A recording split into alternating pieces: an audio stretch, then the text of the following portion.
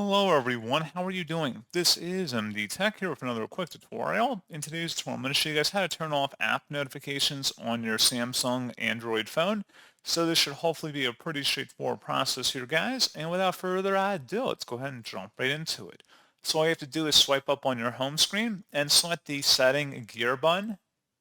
And then you want to go and select the notifications button on this page. And underneath manage, select the app notifications button.